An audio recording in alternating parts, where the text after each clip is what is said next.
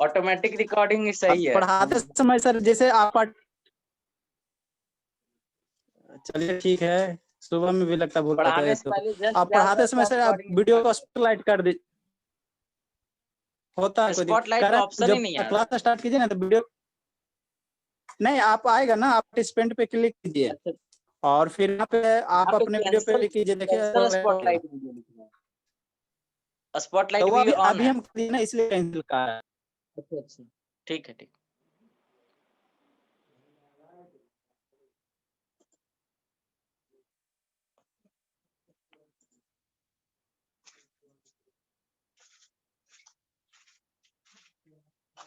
तो ठीक है, ये क्या हो गया, अगर हम फोर्स इसमें बाहर से लगा रहे हैं, अगर किसी मेंबर में हम बाहर से फोर्स लगा रहे हैं तो वो इंटरनल रेसिस्टिंग फोर्स वो डेवलप करेगा।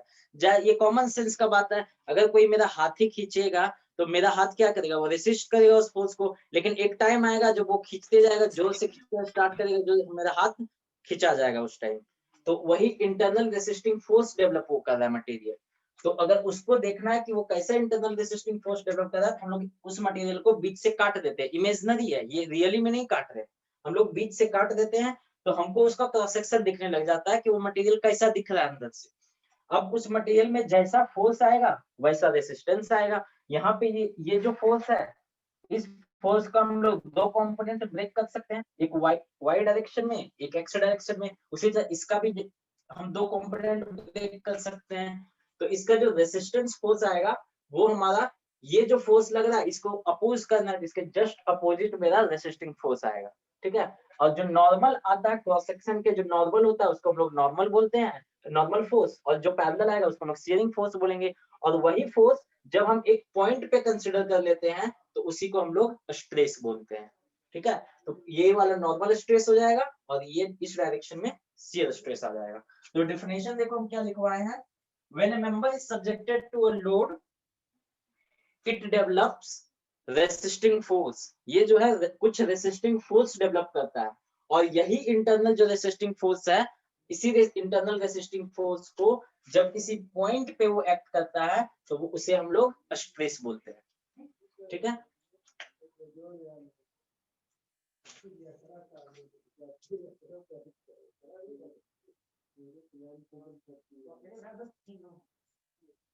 ये वाला फिगर बन गया था, ये दोनों फिगर।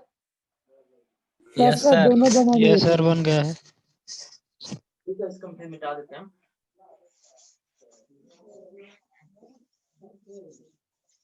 देखो जितना भी अब हम लोग पढ़ेंगे, एक बार अगर लोड समझ में आ गया कि किस डायरेक्शन में लोड को हम लोग क्या बोलते हैं, क्रॉस सेक्शन के परपेंडिकुलर, पैरेलल, कैसा है नहीं है, वो अगर समझ में आ गया, फिर आगे उसी लोड के अकॉर्डिंग सारा डिफाइन होते जाता है।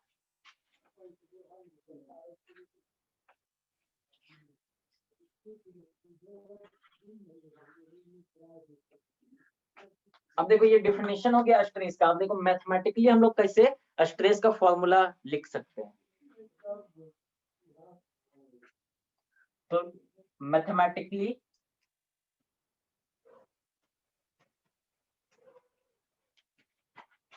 stress is given by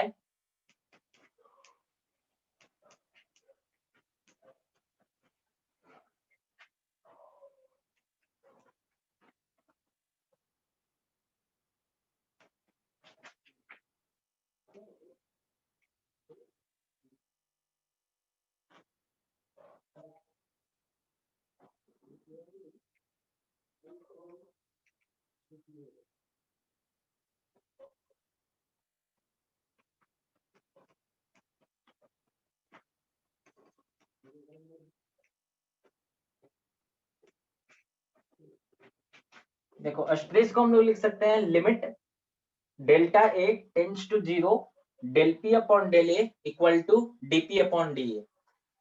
इसको देखो समझाते हैं क्या होता है। अभी हम ऑलरेडी समझा चुके थे, लेकिन उसको देखो मैथमेटिकली हम कैसे लिख रहे हैं।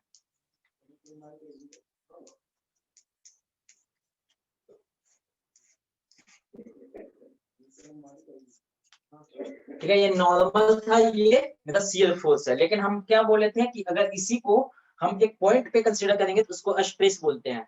तो पॉइंट पे ये अगर मेरा टोटल एरिया है, अगर हम उस एरिया को क्या करेंगे, डेल्टा ए टेंड्स टू 0, मतलब कि अगर एक इतना बड़ा एरिया है, इसको हमको 0 tending to 0, not 0 tending to 0, मतलब कि हम इसको क्या कर रहे हैं, धीरे धीरे इस एरिया को छोटा करते जा रहे हैं, और जब छोटा करते जाएंगे तो फाइनली ये क्या होगा, पॉइंट पे कन्वर्ट हो जाएगा, एक पॉइंट बन जाएगा, यानी कि हम क्या कर रहे हैं, पॉइंट पे कंसिडर कर रहे हैं। एरिया टेंडिंग टू 0 मतलब कि हम एरिया को श्रिंक करते जा रहे हैं और फाइनली वो एक पॉइंट बन गया, इसलिए वो स्ट्रेस डिफाइन हो जाता है। ठीक है, तो डेल्टा पी, अब एक पॉइंट पे मान लिया कि मेरा डेल पी स्ट्रेस लग रहा है, डेल पी इंटरनल फोर्स लग रहा है, ठीक है, और डेल्टा ए एरिया है, तो limit del P upon del A tends to 0, इसको हम लोग लिख सकते हैं डिफरेंशियल फॉर्म में। ये तुम लोग मैथमेटिक्स में पढ़े होंगे कि limit del P upon del A को हम लोग dP upon D A differential form में लिख सकते हैं इसको।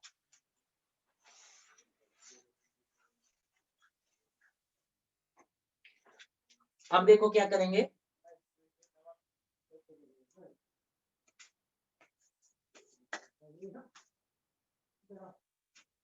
इसमें थोड़ा लिख लो, यहाँ पे लिख लो, mathematically stress is given by force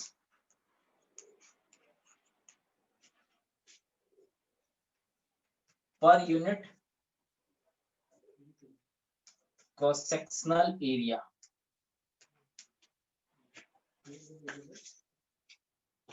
अभी देखो हम स्ट्रेस का सिंबल एस दे रहे हैं, ठीक है, बाद में इसको चेंज करेंगे हम लोग, तो एस इक्वल टू क्या हो जाएगा, डीपी अपॉन डीई।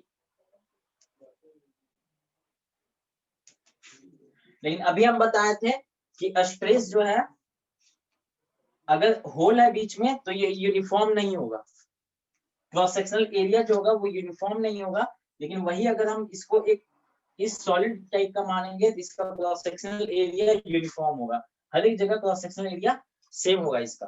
तो अब क्या करो, इसको डीपी को इस साइड ले आओ, एस डी ए दोनों साइड इंटीग्रेट कर दो, डीपी को इंटीग्रेट करेंगे तो P1 फोर्स बन जाएगा इक्वल टू एस, और चूंकि डीए यहाँ पे क्या है, यूनिफॉर्म है, डीए चेंज नहीं कर, देखो ये जो फॉर्मूला हम डिराइव करें ये हम इसमें नहीं अप्लाई कर सकते हैं, इसमें ये फॉर्मूला अप्लाई नहीं होगा, ये फॉर्मूला तभी अप्लाई होगा जब मेरा क्रॉस सेक्शनल एरिया यूनिफॉर्म होगा।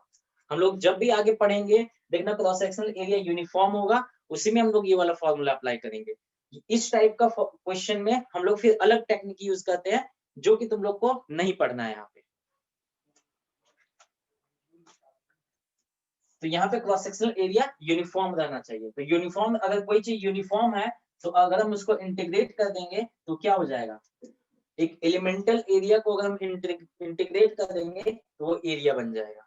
ठीक है, तो यहां से मेरा एस क्या आ गया, stress equal to P by A. ठीक है, अब देखो stress force per unit cross sectional area.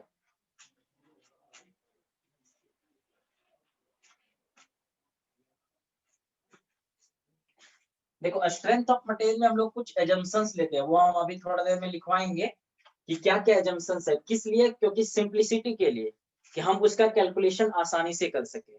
जब भी मेरा यूनिफॉर्म क्रॉस सेक्शनल एरिया नहीं होगा तो हम लोग इसको मशीन डिजाइन में फिर पढ़ते हैं, अभी तुम लोग का वो पेपर नहीं है, वो शायद 5th या 6th सेमेस्टर में आएगा, कि जब ऐसा सेक्शन रहेगा कि एक होल किया हुआ यूनिफॉर्म क्रॉस सेक्शनल एरिया नहीं है तो हम लोग उसमें स्ट्रेस का एनालिसिस कैसे करते हैं।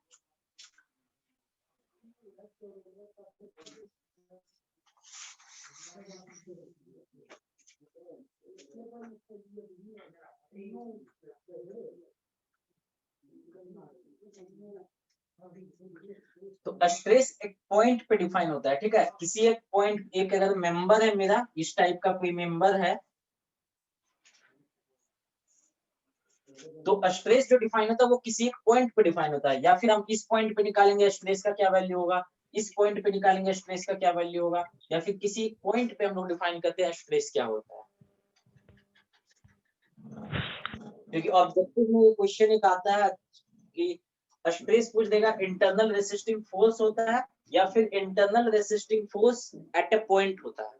ठीक है, पूछेगा व्हाट स्ट्रेस का डेफिनेशन क्या है, it is an internal resisting force, दूसरा ऑप्शन दे दिया it is an internal resisting force developed at a point. तो सेकंड ऑप्शन होगा डेवलप एट ए पॉइंट।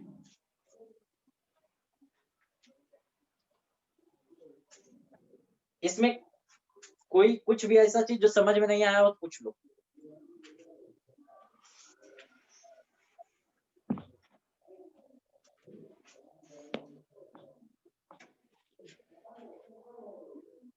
इस टॉपिक में अभी कुछ भी ऐसा चीज जो समझ में ना आया हो?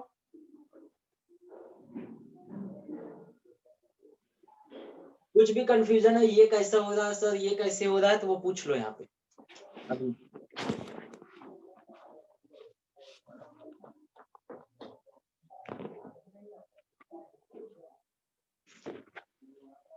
समझ में आ गया सबको? यस सर, समझ में आ गया सर। कुछ भी कंफ्यूजन हो तो पूछ लो, क्लियर अभी हम कर देंगे। नो सर, ठीक है, पूरा डिटेल बता रहे हैं। चलो ठीक है। अब देखो हम लोग यूनिट ऑफ स्ट्रेस पे चलते हैं। नीचे हेडिंग दे दो यूनिट ऑफ स्ट्रेस।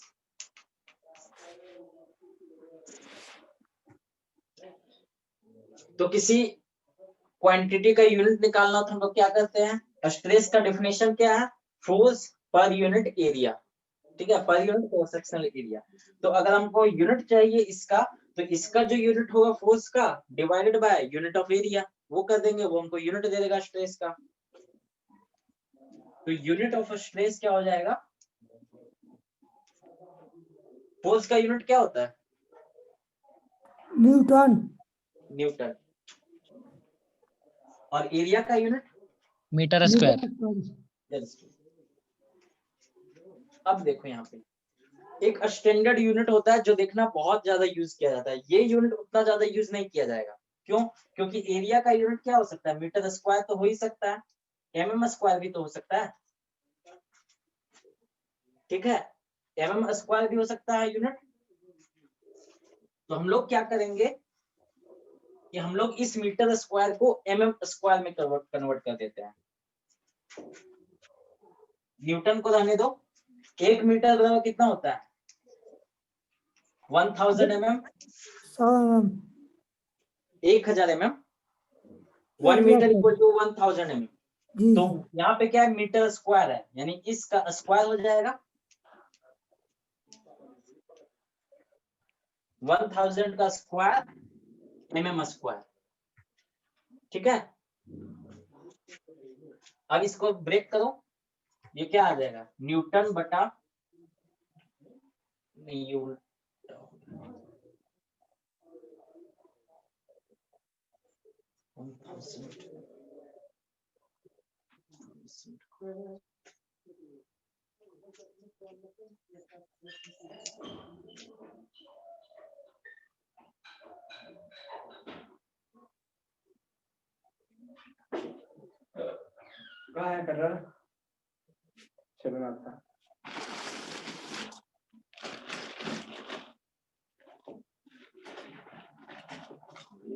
हाथ देश पूरे लोग 10 बार सोचे करते हैं, हाथ ये घुस गया हाथ में गया पेंसिल लेके के जाए है, ठीक करना है कुछ। आपका ही पेंसिल है, टेंशन नहीं लीजिए। आपका ही पेंसिल है, टेंशन नहीं लीजिए। क्या लिए तो जो में रखा था हमर कहां से म्यूट कर लो 5 मिनट। हेलो, इतना छोटा कहां था? इतना छोटा भी कभी नहीं लिखे, लिखे हैं। लो पंकज जी म्यूट कीजिए। और टेंजेंट रखिएगा, टाइप कर देना फाइल सब आगे लिखना है। मीट करना भाई।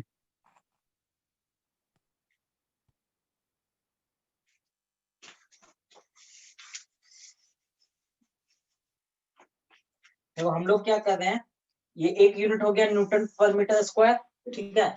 अब हम लोग क्या करते हैं? यूनिट लेते हैं एमएम स्क्वायर में, एरिया को एमएम स्क्वायर में हम लोग ले रहे हैं, ठीक है। अब इसको देखो, न्यूटन को रहने दो। 1 मीटर बराबर कितना होता है? 1000 mm, ठीक है। अब एमएम को हम क्या करते हैं? रिप्लेस करते हैं मीटर से, तो क्या होगा? 1/1000 का होल स्क्वायर, ये हो जाएगा मीटर स्क्वायर, ठीक है। अब इसको ब्रेक करेंगे तो 10 पर ये क्या 1000, इसका स्क्वायर हो जाएगा, मतलब 3 जीरो और आ जाएगा, तो टोटल कितना 3360 हो गया। तो न्यूटन अपॉन, देखो ये 1/10⁶ है, ठीक है, 1/10⁶, तो ये 10⁶ ऊपर चला जाएगा, तो ये हो जाएगा 10⁶ न्यूटन पर मीटर स्क्वायर, ठीक है। अब देखो यहाँ पे हम लोग एक यूनिट डिफाइन करते हैं 1 MPa, 1 न्यूटन पर मीटर स्क्वायर, ऐसे लिखो, ये मेगा न्यूटन है, ठीक है। हम लोग पढ़ते हैं ना मीटर, सेंटीमीटर, मीटर, किलोमीटर, उसके बाद ये किलोमीटर क्या हो गया 10⁻³ हो गया, उसके बाद हम लोग 10⁶ को मेगा बोलते हैं, ठीक है। 10⁻³ को हम लोग किलोमीटर बोलते हैं, 10⁶ को मेगा बोलते हैं, ठीक। तो यहाँ पे देखो क्या है 10⁶, ठीक है। तो 10⁶ न्यूटन पर मीटर स्क्वायर, और प्रेशर का यूनिट क्या होता है, प्रेशर का होता है फोर्स अपॉन एरिया, यानी न्यूटन पर मीटर स्क्वायर, और इसको हम लोग पास्कल भी बोलते हैं, न्यूटन पर मीटर स्क्वायर को हम लोग पास्कल भी बोलते हैं, ठीक है, जो प्रेशर का यूनिट है। तो हम लोग इसको लिख सकते हैं 1 m को रहने दो, और ये न्यूटन पर मीटर स्क्वायर, ठीक है, इसको हम लोग पास्कल लिख सकते हैं। अब इसको क्या करो 1, ये क्या मेगा है, तो ये हो जाएगा मतलब 10⁶, मेगा कितना होता है 10⁶, और ये हो गया पास्कल, तो इसको हम लोग 10⁶, और ये हो गया मेरा पास्कल, ठीक है, इसको हम लिख सकते हैं 1 MPa। समझ में आया ये वाला पॉइंट? Yes sir. फिर से हम समझा देते हैं।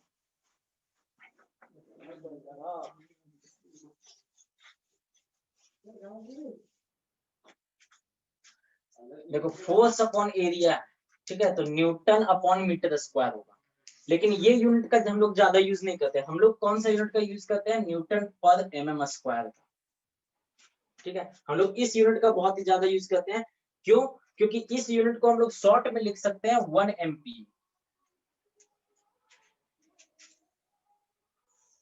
ठीक है।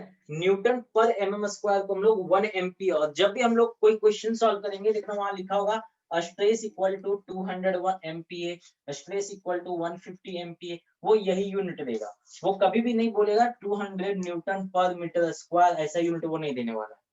हमेशा जो स्ट्रेस का सबसे यूज्ड यूनिट जो है वो यही है MPa, मेगा पास्कल, ठीक है, इसको हम लोग बोलते हैं मेगा पास्कल।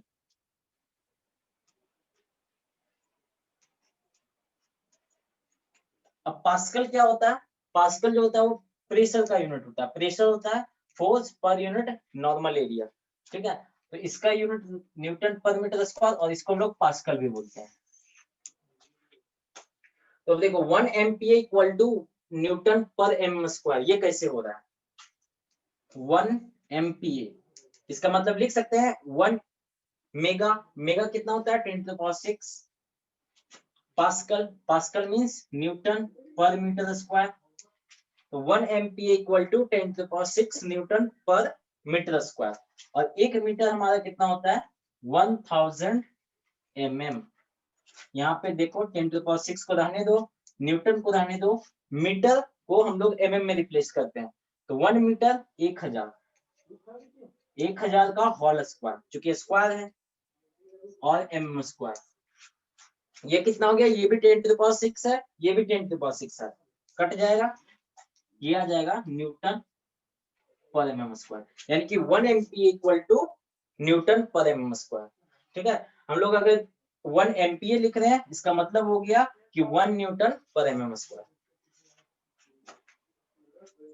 ये बहुत ही ज्यादा यूज्ड यूनिट है। बाकी बहुत सारे यूनिट हो सकता है, अगर हम फोर्स को किलो न्यूटन में रख देंगे, इसको मीटर स्क्वायर में रख देंगे, बहुत सारा यूनिट हो सकता है, लेकिन जो सबसे ज्यादा यूज्ड यूनिट है, अगर कोई क्वेश्चन में भी पूछे कि SI यूनिट क्या होता है, SI यूनिट बोलना न्यूटन पर मीटर स्क्वायर होता है, लेकिन बहुत सारी जगह जनरल यूनिट जो है वो ये देगा, MPa देगा, ठीक है।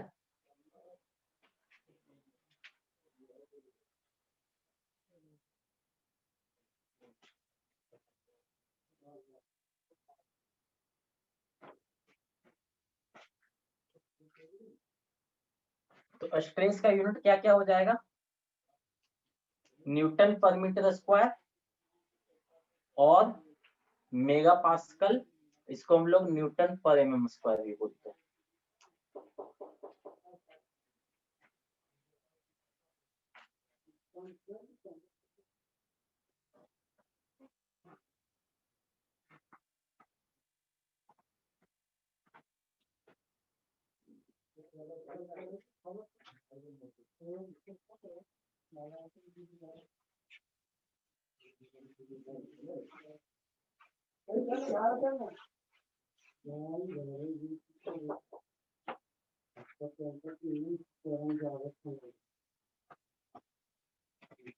अब हम लोग पढ़ते हैं टाइप्स ऑफ स्ट्रेस।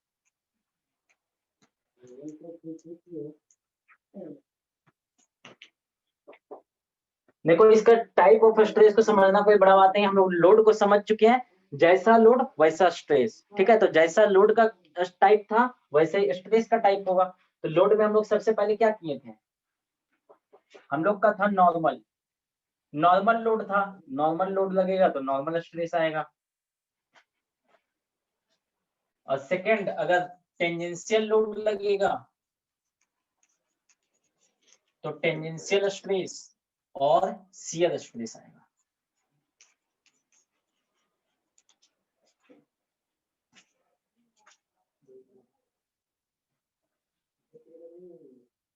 अब हम लोग फिर से देखे थे लोड का क्लासिफिकेशन में, देखो नॉर्मल को हम लोग दो स्ट्रेस में देखे थे, टेंसाइल और कंप्रेसिव, ठीक है। तो नॉर्मल स्ट्रेस हो जाएगा टेंसाइल स्ट्रेस, दूसरा हो जाएगा compressive stress.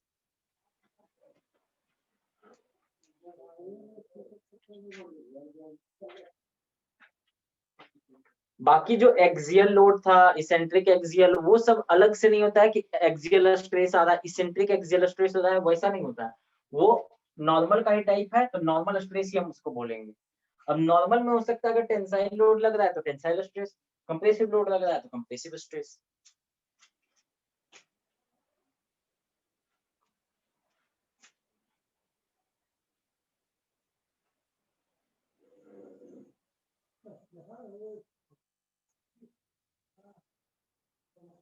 Sir tangential stress का कोई टाइप नहीं होगा? नहीं, इसमें कोई टाइप नहीं होता, ये एक ही होता है।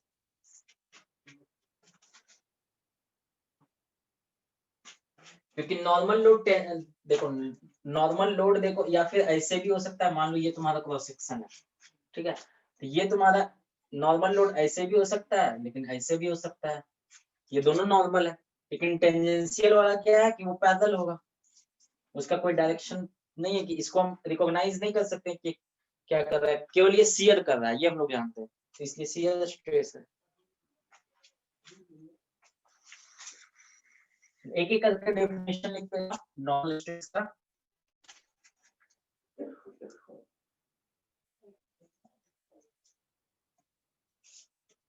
बोल के लिखवा दे, लिख लोगे? यस सर, लिख लेंगे। चलो लिखो, नॉर्मल स्ट्रेस लिखो।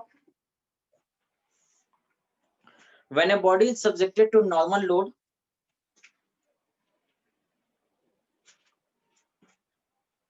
when a body is subjected to normal load,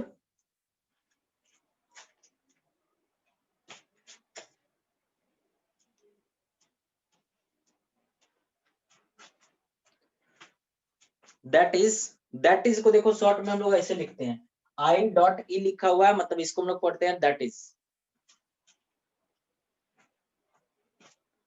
When a body is subjected to normal load, that is force or couple, that is external force or couple। Sir लिख दीजिए ना। लिख ही दें, आवाज साफ नहीं जा रहा है क्या?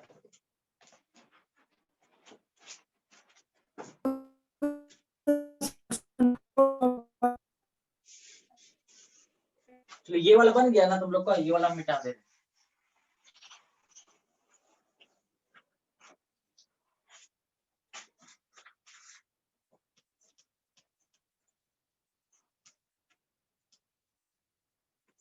निकाल देते हैं, बोलिए ना।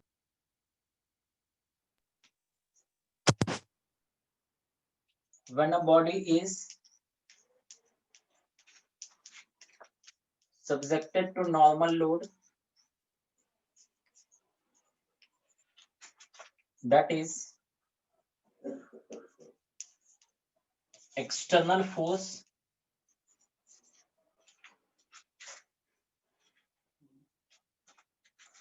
or couple acting perpendicular to the cross section,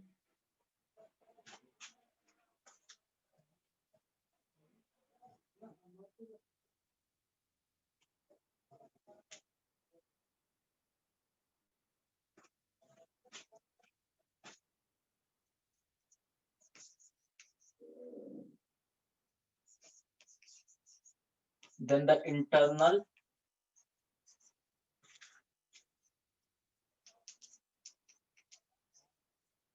resisting force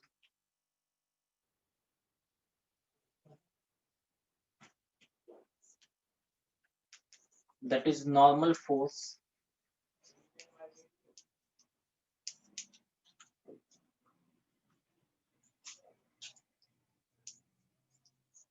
developed per unit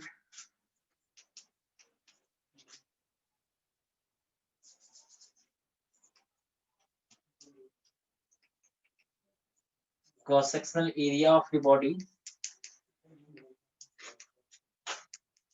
is called normal stress.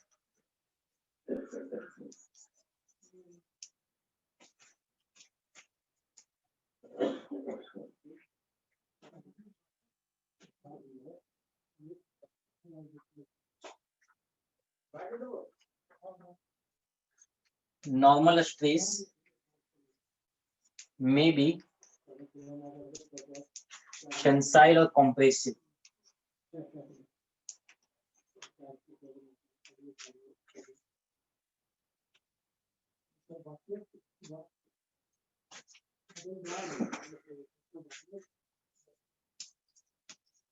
It is denoted by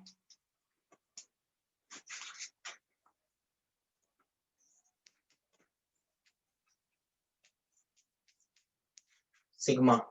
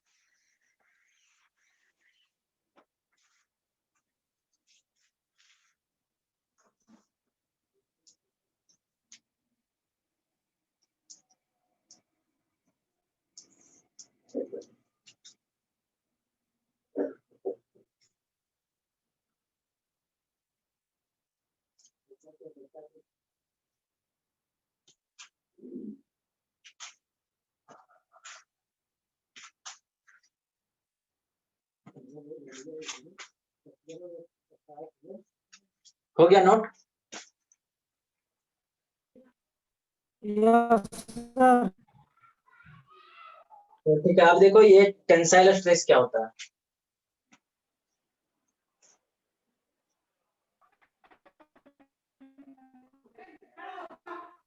वो सर पैरेलल लगता है। क्या?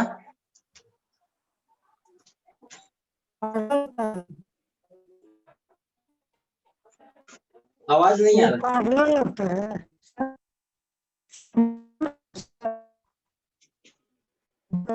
साफ नहीं आ रहा आवाज, क्या पूछ रहे हो?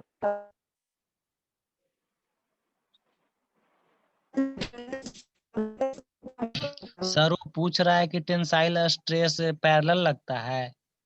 नहीं, नॉर्मल का ये दो टाइप होता है, टेंसाइल और कंप्रेसिव। यानी नॉर्मल के बारे में पढ़ रहे हैं तो क्या होगा, नॉर्मल होगा। अभी हम समझा रहे हैं टेंसाइल और कंप्रेसिव को।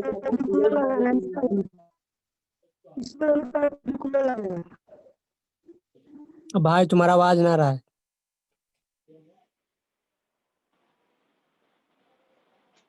ठीक है, देखो पहले लिख लो, हो सकता है समझ में आ जाए,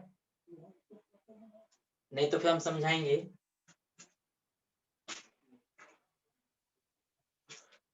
If the normal stress is such that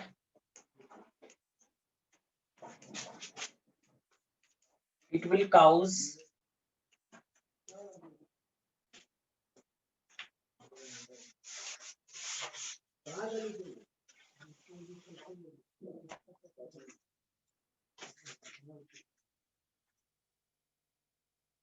extension or elongation of a member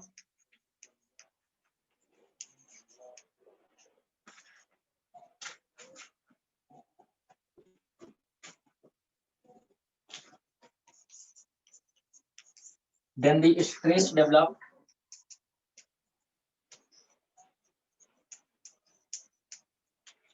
is called tensile stress.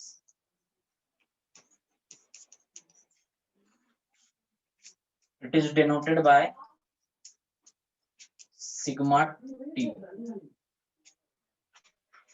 देखो नॉर्मल स्ट्रेस को हम लोग सिग्मा से डिनोट करते हैं, तो ये नॉर्मल स्ट्रेस का एक टाइप है टेंसाइल, तो इसलिए सिग्मा में हम सफिक्स में टी लगा दें।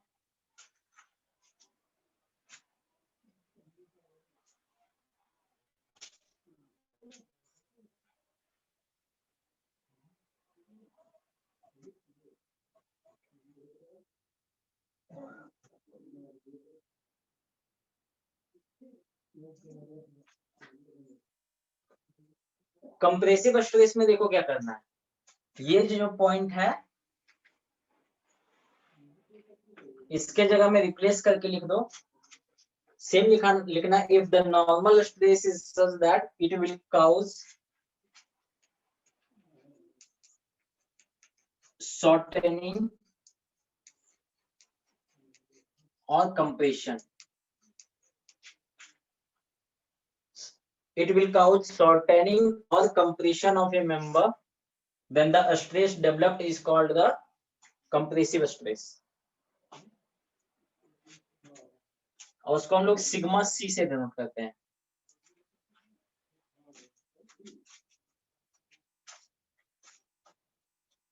सर फिर से बोलिए तो फिर से। देखो ये जो है ना एक्सटेंशन और इलोंगेशन, इसके जगह पे लिख देना शॉर्टेनिंग और कंप्रेशन। एक्सटेंशन और इलोंगेशन के जगह पे शॉर्टेनिंग और कंप्रेशन कर दो।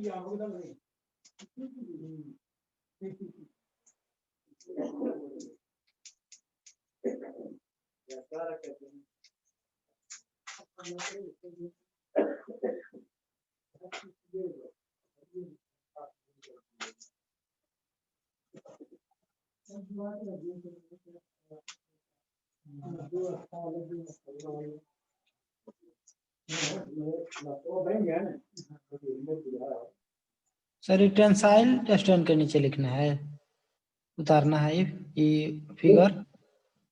अच्छा हाँ, ये वाला तुम्हारा टेंसाइल का फिगर होगा, ये कंप्रेसिव का फिगर होगा, एक ही साथ उतार दो, कोई दिक्कत नहीं है। ठीक है सर।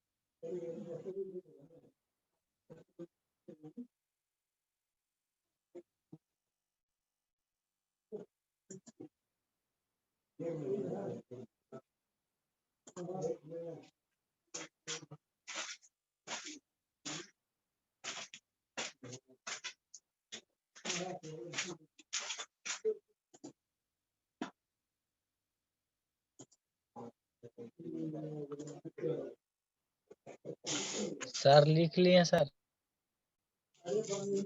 हाँ, टाइम कितना हुआ है? 8:25 सर। क्या हुआ, सब क्लास छोड़ के चला जा रहा है, समझ में नहीं आ रहा है क्या? लगता है उसका सोने का टाइम हो गया होगा। सिर्फ 6 ही लोग हो तुम लोग, अभी 5 ही हो, एक तो मेरा ही दिखा रहा। इतना कम स्टूडेंट में फिर इंटरेस्ट कहाँ से आएगा पढ़ाने में? सर हम लोग को कैसे भी पार कर दीजिए सर। हाँ सर, हम लोग को पढ़ाइए, 2-4 ही हैं मगर पढ़ाइए।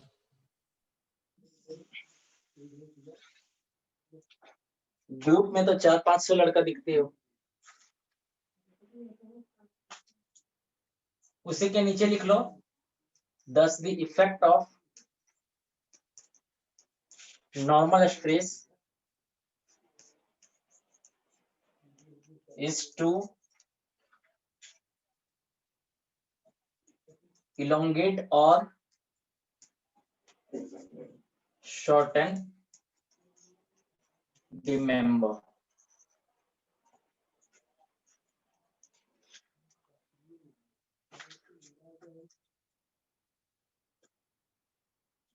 तो नॉर्मल स्ट्रेस अगर लग रहा होगा तो या फिर वो बॉडी को इलोंगेट कर देगा या फिर वो शॉर्ट कर देगा।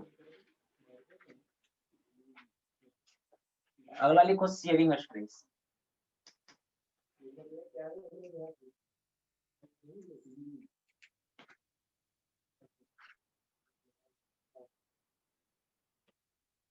When a body is subjected to shear load, that is force, external force or couple,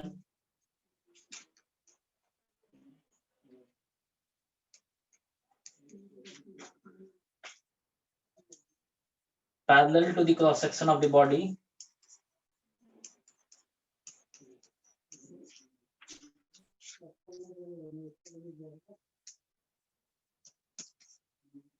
then the resisting force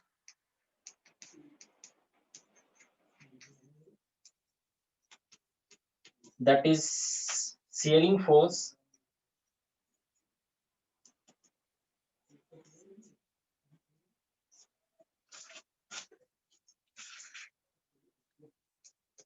developed per unit area of the body is called shear or tangential stress.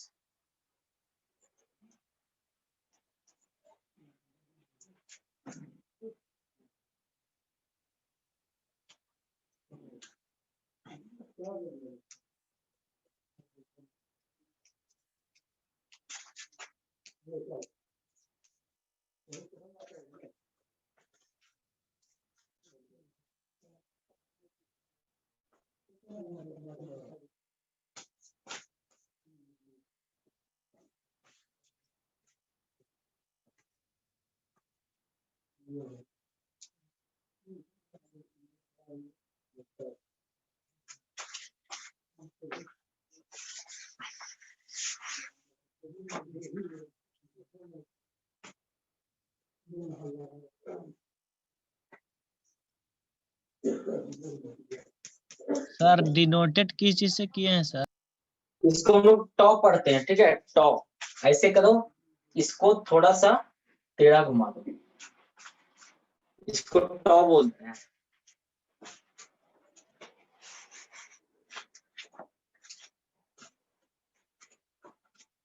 Normal stress को हम लोग sigma से denote करेंगे और shear stress को हम लोग टॉ से डिनोट करेंगे।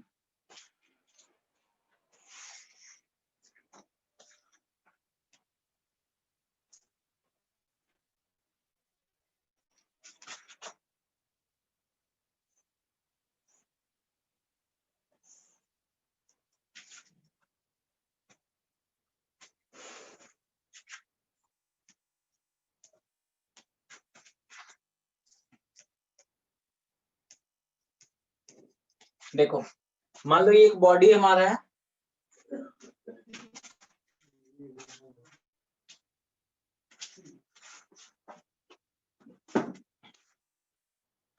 ये वाला, ठीक है, ये वाला मेरा बॉडी है। तो इसका कौन सा हो जाएगा, ये क्रॉस सेक्शन हो जाएगा, क्योंकि अभी लॉन्गिट्यूडनल एक्सिस हम लोग ऐसे रखे हुए हैं। ये हमारा लॉन्गिट्यूडनल एक्सिस है, तो ये लॉन्गिट्यूडनल एक्सिस है, ये वाला लॉन्गिट्यूडनल एक्सिस है, तो ये वाला इसका क्रॉस सेक्शन हो गया, जो अभी हमको सामने से दिख रहा है, ठीक है। बॉडी का प्लेसमेंट पे क्रॉस सेक्शन होता है, हमको देखना है कि लॉन्गिट्यूडनल एक्सिस उसका किस साइड है। तो यहाँ पे लेंथ जो है वो इसका ये वाला है, ठीक है। कभी हम लोग बॉडी को ऐसे रखेंगे तो लॉन्गिट्यूडनल एक्सिस ये होगा, अगर बॉडी को ऐसे रख रहे हैं तो लॉन्गिट्यूडनल एक्सिस ये होगा। तो क्रॉस सेक्शन क्या है, क्रॉस सेक्शन मेरा ये वाला है, इसी क्रॉस सेक्शन को हम यहाँ पे दिखा रहे हैं।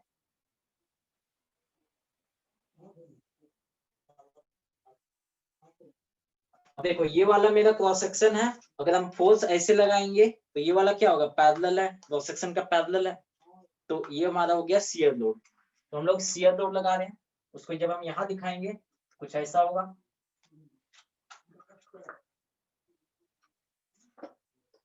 अब देखो, ये शियर फोर्स शियर लोड करता क्या है, ठीक है। जैसे ये वाला अगर मेरा मेंबर है, इस पे अगर हम शियर फोर्स लगाएंगे तो ये क्या करेगा, इसको डिफॉर्म करेगा। मतलब ये वाला जो है इस तरह से डिफॉर्म हो जाएगा, मतलब टेढ़ा हो जाएगा। देखो, ये वाला टेढ़ा हो जाएगा, मतलब क्या है कि ये वाला जो साइड है, ये वाला यहाँ पहुंच जाएगा और ये वाला साइड यहाँ पहुंच जाएगा। यानी ये शेप को क्या कर रहा है, यहाँ पे देखो, ना ही इलोंगेशन हो रहा है, ना ही किसी तरह का कंप्रेशन हो रहा है, इसका लेंथ सब में किसी तरह का चेंजेस नहीं आ रहा है। इसको हम लोग बोलते हैं, क्या हो रहा है, बॉडी मेरा डिस्टॉर्ट कर जा रहा है, मतलब टेढ़ा हो जा रहा है बॉडी, ठीक है। डिस्टॉर्शन इसको हम लोग बोलते हैं। बॉडी क्या हो जा रहा है, इसका देखो वॉल्यूम में किसी का शेप में किसी तरह का चेंज नहीं हो रहा है, लेकिन ये बॉडी क्या हो जा रहा है, डिस्टॉर्ट कर जा रहा है। तो शियर का जो इफेक्ट होता है वो यही होता है, बॉडी को क्या करता है, डिस्टॉर्ट कर देता है। अगर समझना होगा इसको प्रैक्टिकली तो क्या करना, 5-6 ब्रेड जो होता है, ब्रेड को रख लेना, ठीक है।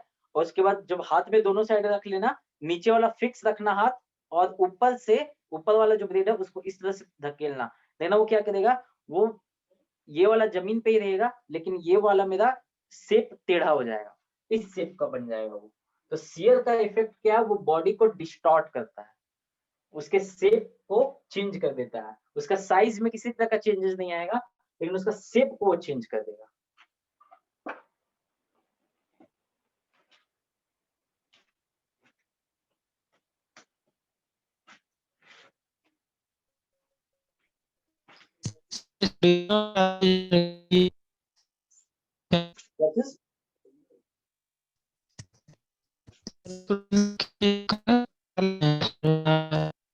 आवाज तुम्हारा साफ नहीं आ रहा है।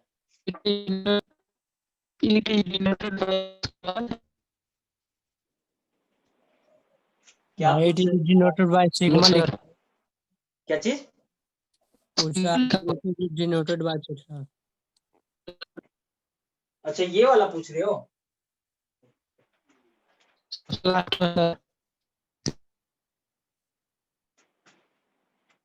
तुम्हारा आवाज ही साफ नहीं आ रहा है। इट इज डिनोटेड बाय उसके बाद क्या लिखे हैं? अच्छा इट इज डेनोटेड बाय, इसको हम लोग टॉ पढ़ते हैं, ठीक है? टॉ ऐसे करना और क्या ऐसे सर? लिख लो। टॉ टॉ टॉप देखो, टॉप नहीं सिर्फ टॉ।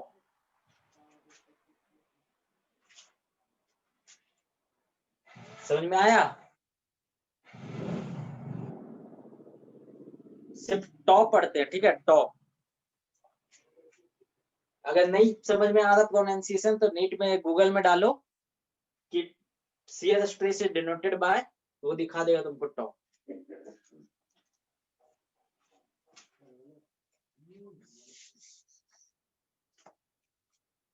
ठीक है, तो नीचे लिख लो 10, the effect of shear stress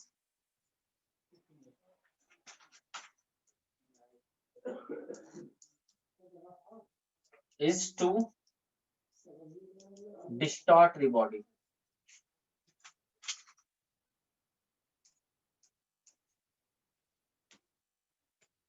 मतलब उसका साइज सेम रहेगा, उसका शेप चेंज हो जाएगा।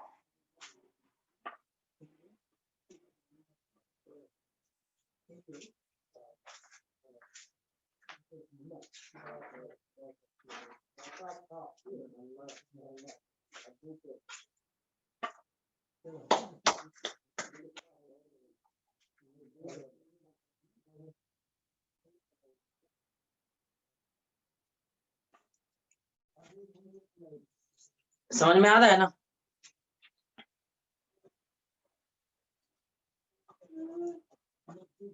समझ में आ रहा है तुम लोग को जो पढ़ा रहे हैं सो? Yes sir.